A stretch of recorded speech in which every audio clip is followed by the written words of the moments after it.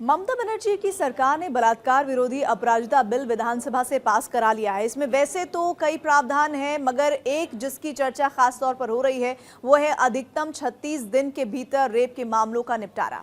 अपराजिता विधेयक के प्रावधान केंद्र सरकार के स्तर पर पहले से मौजूद कानूनों से किस तरह से अलग हैं, आइए समझते हैं। भारतीय न्याय संहिता यानी कि BNS नाबालिग से बलात्कार के मामलों को 3 कैटेगरी में देखता है। इसके तहत 12 साल से कम उम्र की बच्ची के मामलों में कम से कम 20 साल की जेल या फिर फांसी का प्रावधान है। वहीं 16 साल से कम उम्र की लड़की के साथ रेप की स्थिति में कम से कम 20 साल की सजा या फिर उम्र कैद का प्रावधान है। वहीं 18 साल से कम उम्र की लड़की के साथ बलात्कार की स्थिति में उम्र कैद और मौत की सजा का प्रावधान है। पश्चिम बंगाल की सरकार ने नए कानून में इन सभी मामलों में एक ही सजा का प्रावधान किया है, जो उम्र कैद और फांसी तक जाता है। वहीं भारतीय न्याय संहिता से बहुत पहले 2013 में निर्भया रेप एंड मर्डर के ठीक बाद नाबालिगों से रेप को लेकर पॉक्सो कानून लाया गया था, जिसके तहत फौरन गिरफ्तारी का प्रावधान था।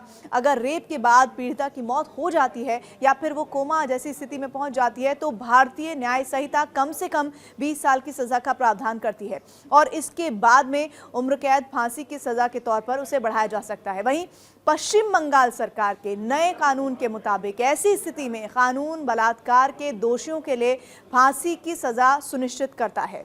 साथ ही पश्चिम बंगाल सरकार का कानून बलात्कार, सामूहिक बलात्कार के दोषियों के लिए उम्र कैद की सजा का प्रावधान करता है। भारतीय न्याय सुरक्षा संहिता रेप के मामलों में पुलिस को 2 महीने में जांच पूरी करने का समय देता है। केंद्र सरकार के कानून में जांच पूरी नहीं होने पर 21 दिन का और समय मिलने का प्रावधान है। ममता बनर्जी सरकार की ओर से पास किया गया कानून इस हवाले से थोड़ा और सख्त नजर आता है, जहां डेडलाइन कम कर दी गई है। इसके मुताबिक रेप केस की जांच 21 दिन में पूरी करनी होगी। अधिकतम इसे 15 दिन और बढ़ाया जा सकता है, वो भी तब जब लिखित में इसकी वजह केस डायरी में बताई जाए। और इस तरह कुल 36 दिन के भीतर मामले का निपटारा करने की बात की गई है।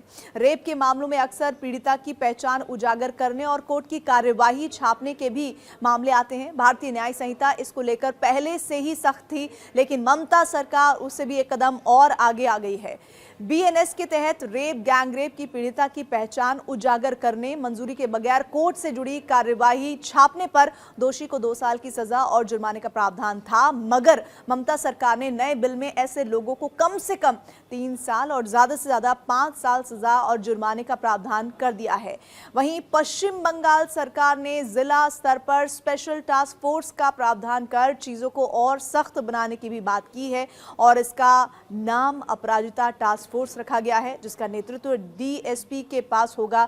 यही टास्क फोर्स तय समय के भीतर जांच पूरी करेगा। आपको बंगाल सरकार का यह कानून कैसा लगता है, आप जरूर इस पर राय दीजिए।